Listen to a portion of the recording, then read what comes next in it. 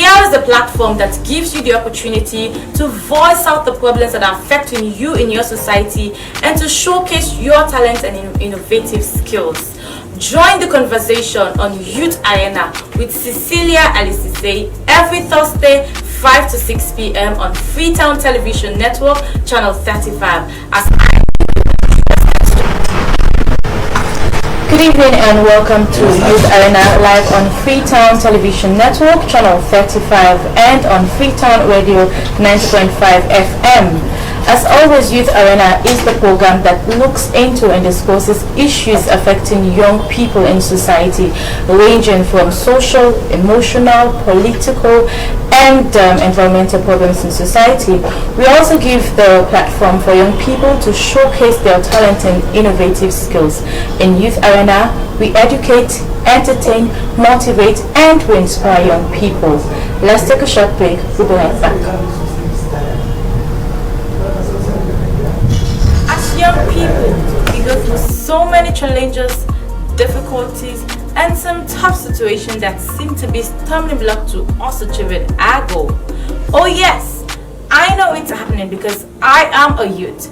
But hey, in the midst of all those trials and others, we still have that young and vibrant brain that thinks about creativity, innovation, education, and entertainment. And for far too long, you have been looking for that platform to showcase all those things. Oh well, here is a platform that gives you the opportunity to voice out the problems that are affecting you in your society and to showcase your talents and innovative skills.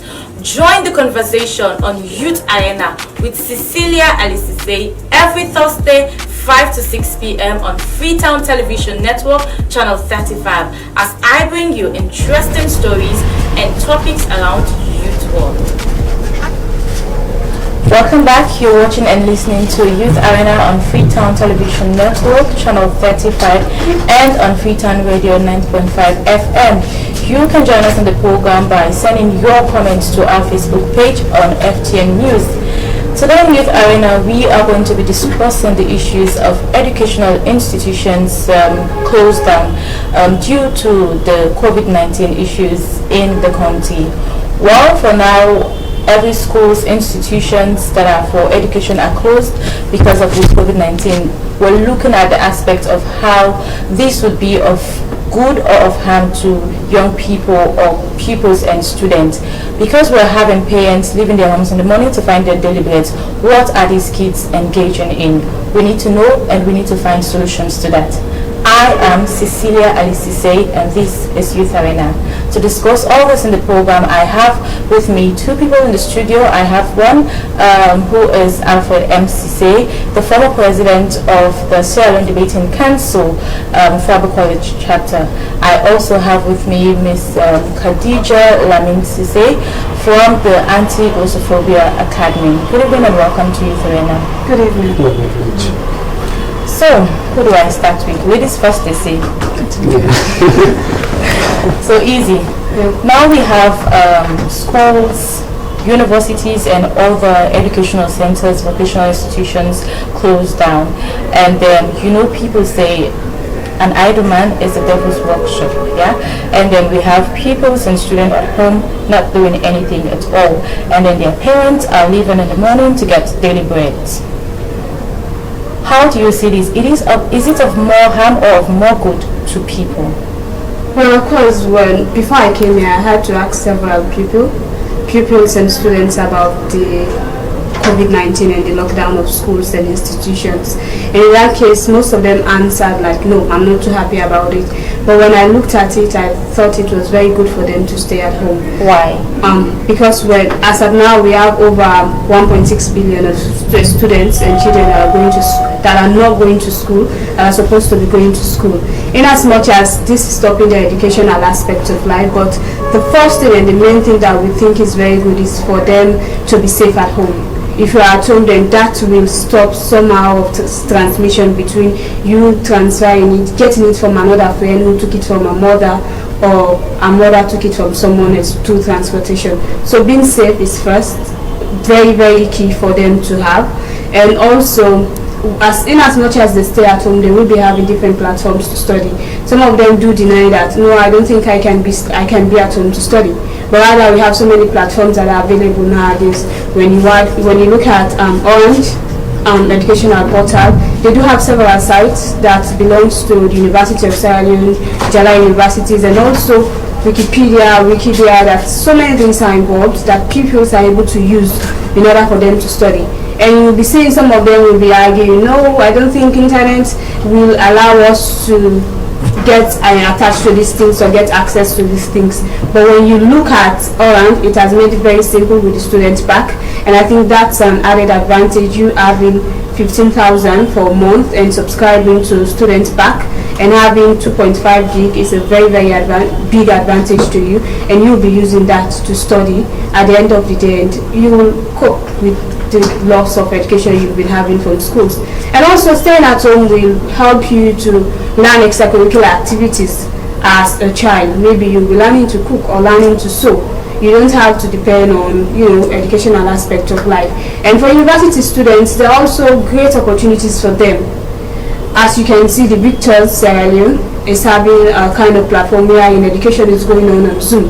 Today they will be having one talking about entrepreneurship. You might be an accounting student, you might be a scientist student, but in as much as entrepreneurship has taken the aspect of life nowadays, then it would be good for you to study through entrepreneurship. Now let me come in a bit. You spoke about the portal education going on online. I am trying to look at it in an angle wherein how many people or students would be able to afford that, to get 15,000 units per day or for a week.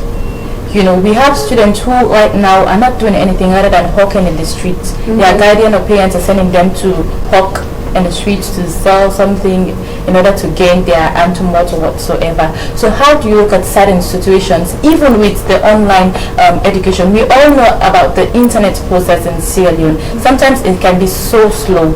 And imagine when the teacher or a lecturer is in front of you, for you to understand it, it's a whole lot of things. Imagine you're doing something online. How effective would the online portal education would be to everyone, and what assurance do we have that every child or every youth going to school or any other educational institutions would be able to make use of it? Well, for the portal, in as much as there are also several options to that.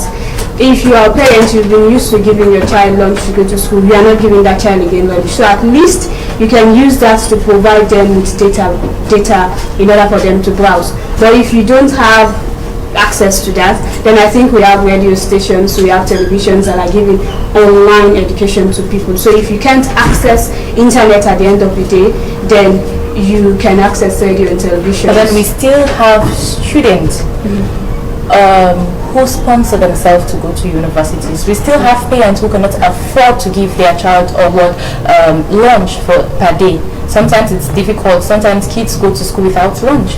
So we still have that kind of situation. How would they cope? Well, I think staying at home, and if you are not able to go through the internet, before school we are closed, and I think syllabus we are giving to students. So if you don't have access to internet, then you can use your books to study, or rather ask some friends through phones and ask for notes from your friends, and you will have it at the end of the day. Okay, hold it there. Now this is where I want to bring you in, Alfred. What do you make up from what Kadija has said? Do you agree to that? No, first let me say I do respect the views. Some are correct, some make sense, but there are certain views that I totally disagree with. And key among this is that first I hold the view that the closure of school has caused more harm than good to the school-going children as it stands for now. So first, let me help us understand it in a more better way. So as it stands currently, we've got over 160 countries worldwide, and the schools are closed. School-going pupils are absolutely at home. And at the same time, we have other countries wherein schools are ongoing. So when we want to ask the question, why is it that they are closing school at this particular time? Now, like she said, one of the main reasons they will tell you is that it's safety and that it helps what they call the chain of transmission from one person to another, and that the school setting is one form of a social gathering which can easily spread the coronavirus. But one thing we should not forget is that children, they have lesser transmission of coronavirus as compared to older people. Now, according to research from the Lamin Research Center UK, it's a health institution, 2% case worldwide. We only have 2% children that are affected with the coronavirus. I'm talking of worldwide. Okay, so if we check that particular rate and you compare that with the other effects, the negative effects that we are going to get from the closure of school, then you see that they are not proportionate. Now, the closure of school first will lead to what we call problems in the academic setting. The closure of school is going to mount what we call social pressure at the home, and in fact it's going to mount what we call economic pressure, and at the same time it's going to affect the mental capacity of the school going prepare. I heard her say that before now, teachers or school institutions, they gave out course outline. I'm a student, I never had mine, and I'm sure that students were taken abruptly, schools were closed abruptly, and it's extremely difficult. And also this side of the safety, that children can transmit this particular disease home. As it stands currently, even those school-going pupils at home, we have 50% of what we call family contact, meaning one family to another. Then we have an increase of 25% of what we call community transmission within the community. And also, to nullify that particular argument, look at this. There is a more reasonable way for us to shape the school setting when it comes to social distancing as compared to the current trend we are having. If we are closing schools, I'm just asking, what about the marketplaces? You go to Lamin now and see out the interaction among people.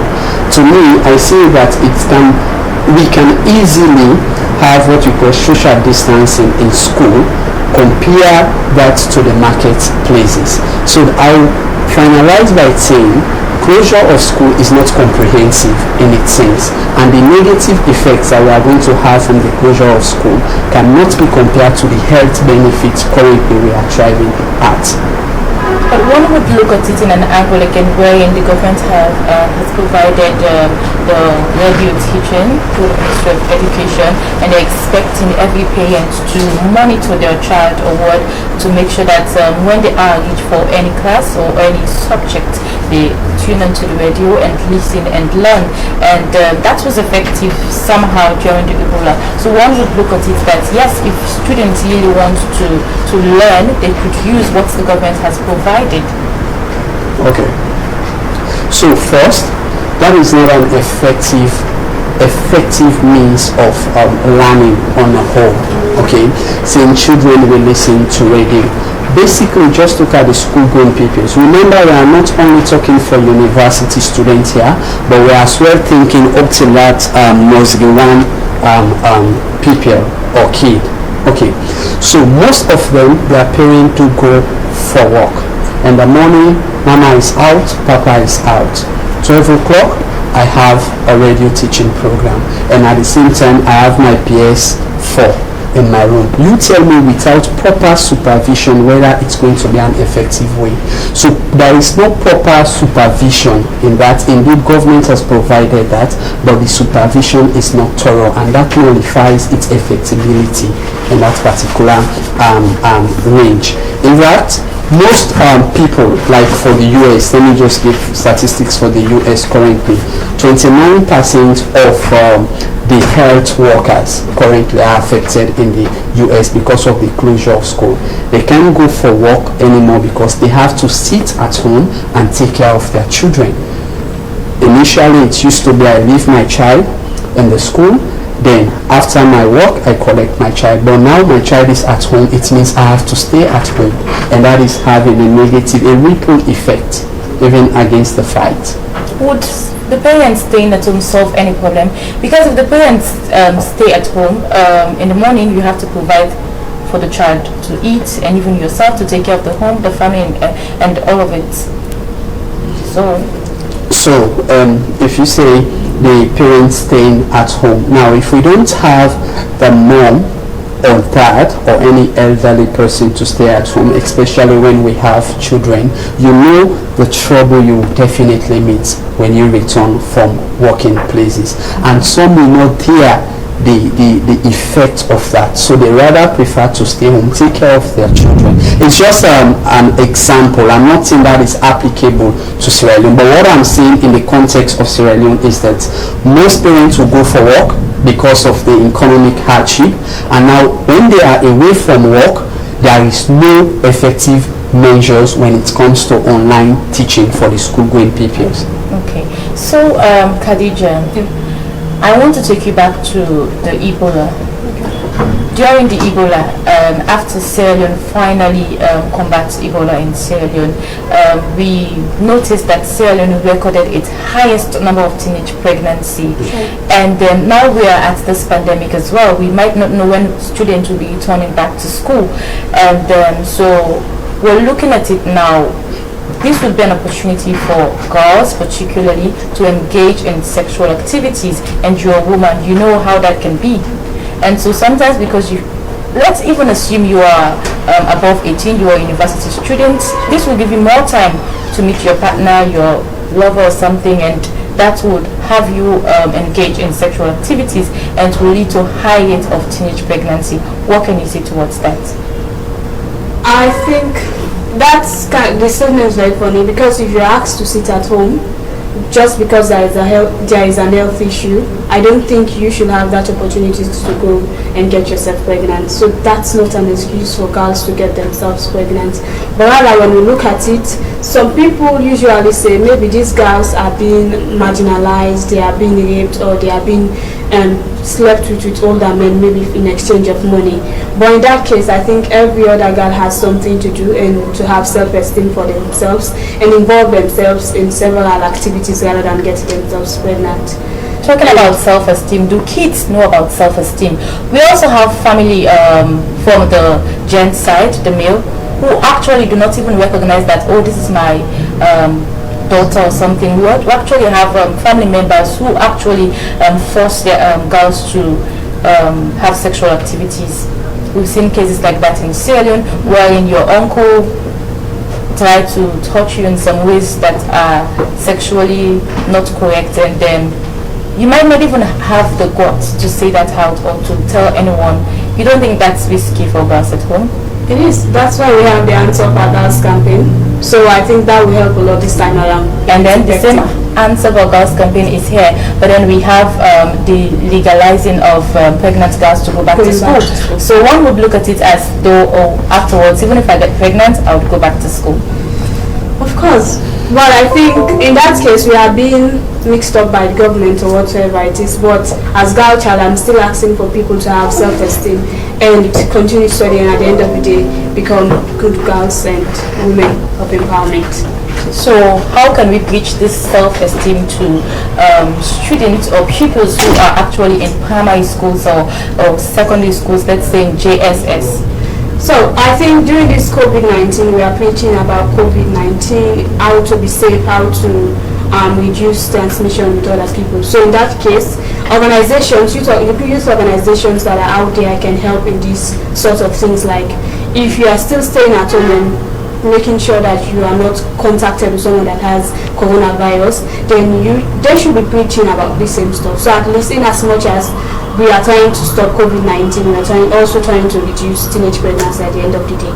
So more advocacy on it will be very, very nice. And then one more thing, Alfred made mention of community interaction or family interaction. Don't you think that is as well not social distancing enough, or it's encouraging interaction just as the same way that when you're in school, the same way you would interact with someone is the same way you would interact with someone at home? Of course, when we look at children, these are pupils that are very, very playful. So in the case where you ask the child, don't touch your friend, they won't be able to resist, rather they will go and play with their friends. But I think elderly people will be more trained on how to stop these things. So it is more effective than usual. And moreover, social distancing doesn't stop the overall COVID-19, rather it's there to at least minimize the way we have transmission of this disease. Okay, so Alfred, you spoke about going to Pizza or Lamin. Right now you see people jam-packed, and you also spoke about how we could be able to maintain social distancing in schools, that we can do that in the marketplaces. And then Kadija now is saying that because they are adults, they would be able to abide to the rules and regulations and precautions of the COVID-19, and that as well can be put into consideration, because now we have lots of organizations, the governments are not getting tired to sensitize people about the precautions. So you and I know that coming to this place, of course, you were very careful enough not to get in contact with someone, and then one will tell you that kids will not be that much careful in schools.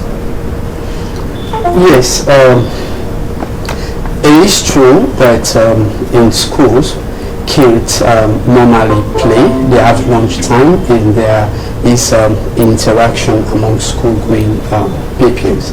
But I tell you, when it comes to health education, when you tell a school-going child that this, if you do this, it's going to kill you, you die, they have it right within their mind. Okay, and it's always work, and it's easy for them to always recall that.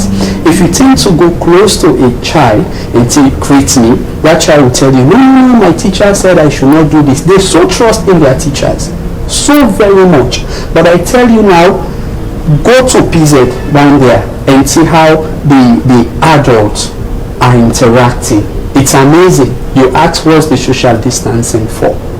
In schools, I've got my table, I've got my chair. I sit, then we have a distance. We have a distance within the aisles. However, there is also an effect in that particular one, because some schools will not be able to accommodate the pupils. But I'm just saying that there are lapses even in the lockdown, and I believe that closing of school should have been the last thing to do, because there are other channels, there are other avenues that must have been exhausted before getting to that particular peak. As I speak, Taiwan, schools are not closed in Taiwan. As I speak, in Tanzania, schools are not closed in Tanzania, even churches are not closed in Tanzania. Okay, but if we make a comparison of the number of cases within the time we've got, compare that to Tanzania, you see that they are incomparable. So that I'm not saying it's nice when we are in school, school-going pupils will not contact. No, that's not what I'm saying.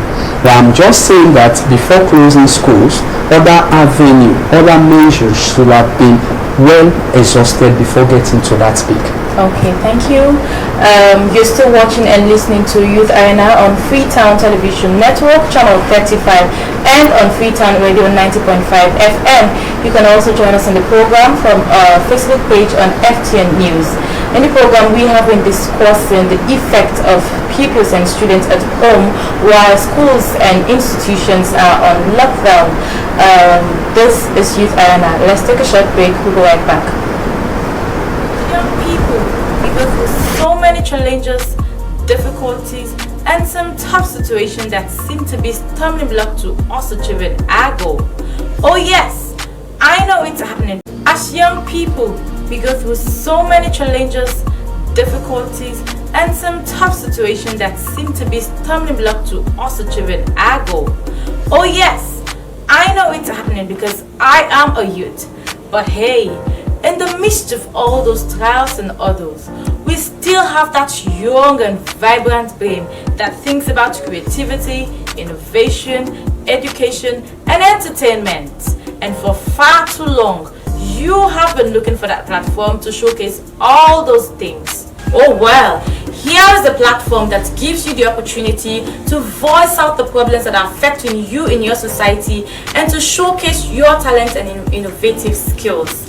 Join the conversation on Youth Arena with Cecilia and Sesay every Thursday 5 to 6 p.m. on Freetown Television Network, Channel 35, as I bring you interesting stories and topics around youth world. Come back.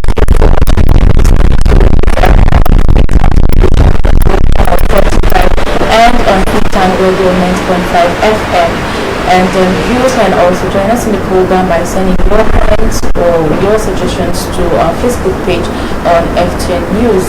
And today in Youth Arena, we have been discussing about the effect of pupils and students at home during the COVID-19 lockdown of schools and universities.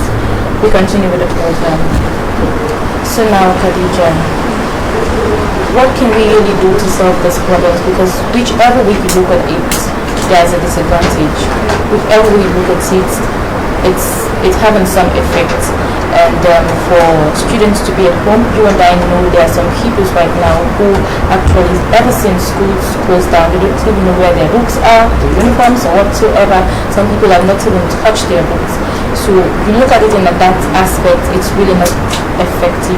Even if we have the teachings going on through the portal, as you said, or through the radio teaching, it's all not going to be effective because we have no assurance that actually every student is going to make use of that.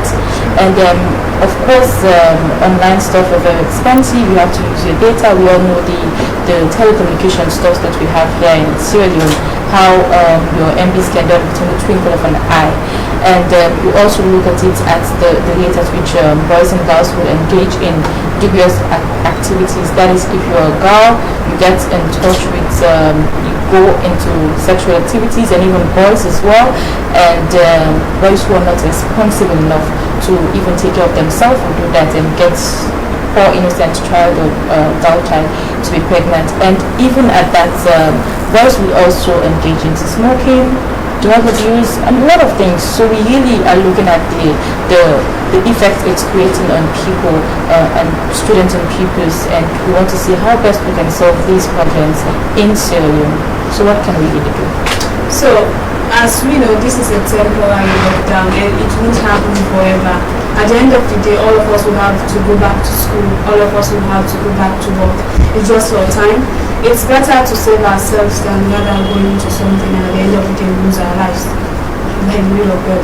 So in that case, children are advised to stay at home, do what they are supposed to do, study if they don't have access to internet, but would have to get used to virtual learning. Whether we like it or not, at least try to get used to virtual learning, try to get used to online learning and see how best you can make use of them. Stay at home. If you can't use online learning, you can use your books to study.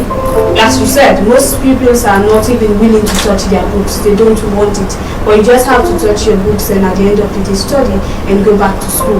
We are also asking the government to postpone education rather than skipping, because I talked with a student, a pupil, and she was like, what if third term is being postponed and we are not able to finish with our work and we are promoted to the next class? Some of us have been made even good grades. So at the end of the day, we should postpone academic terms rather than skipping them, so at least they will be able to finish their work and at the end of the day.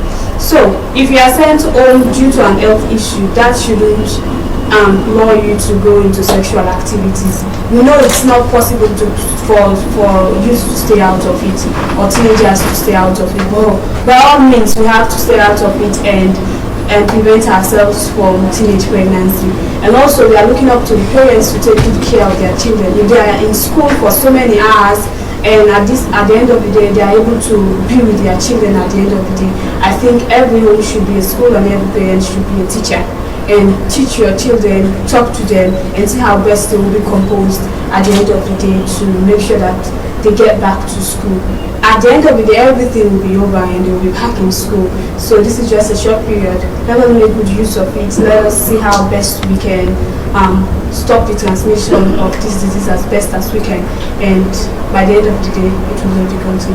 Okay, getting back to school after the Ebola, we saw that for those pupils who were in the exams class, external exams like the NPSC, the Becker and WAS. Right now, they're at home and it's really difficult at that stage.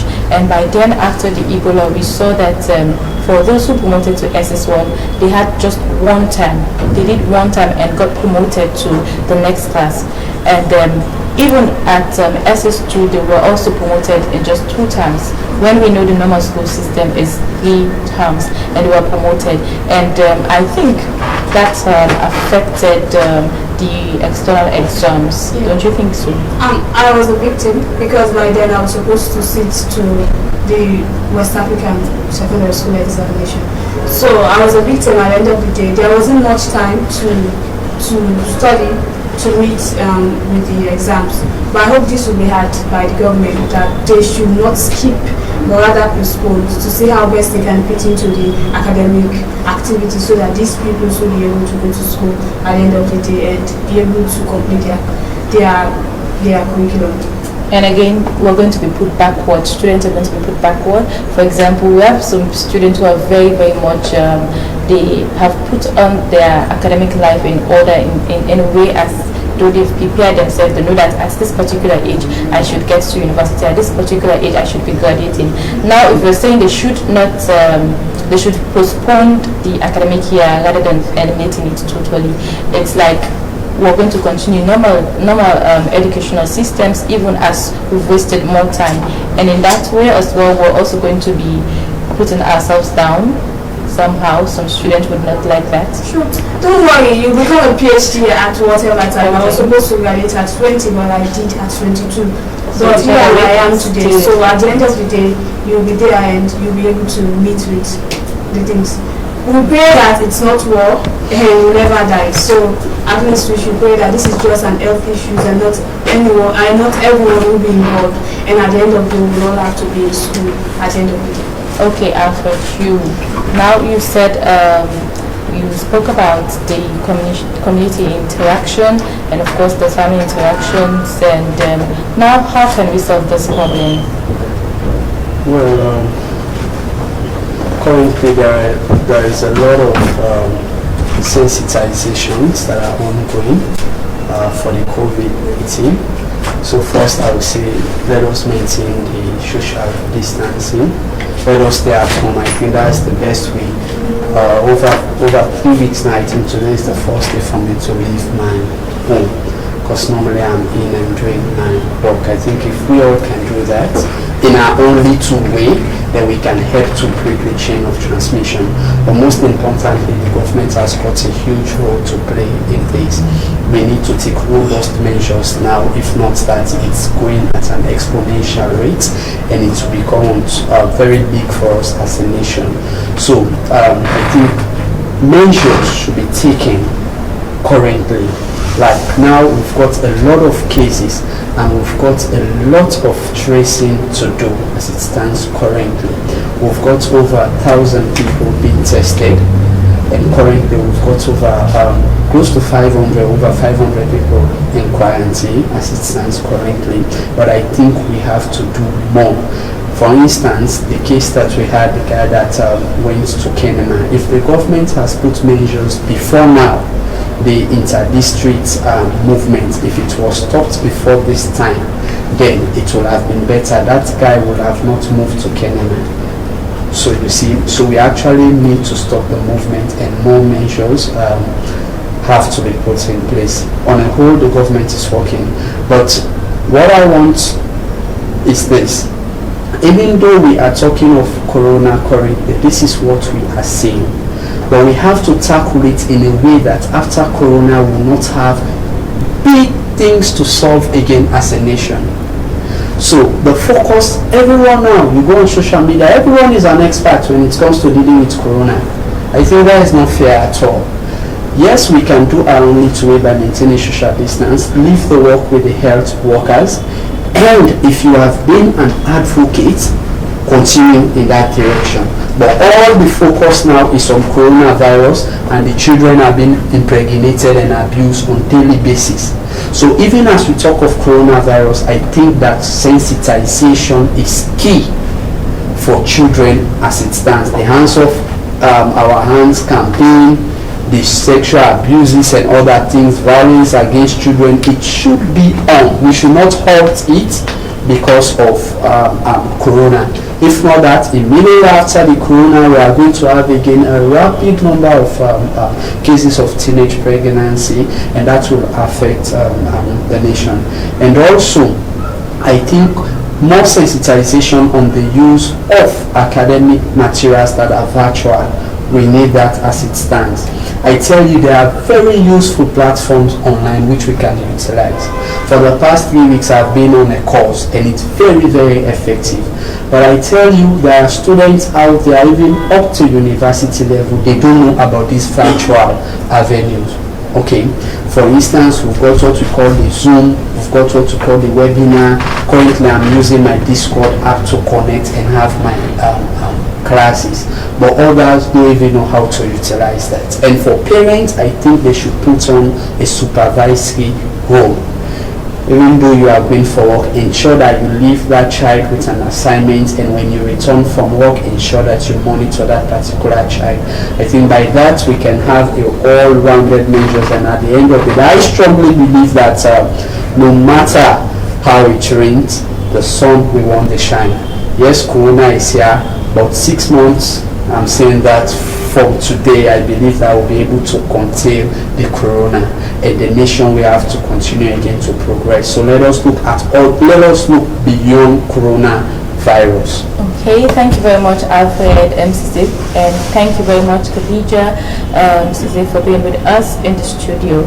Thanks to all our viewers online and wherever you are. Thank you for being with us in the program, and then to the people behind the camera, Makadonka, and in the control room, my lady Francis, Lamin, Ebenezer, Peter, and of course my producer, Target and Raptab. Thank you very much for being with us.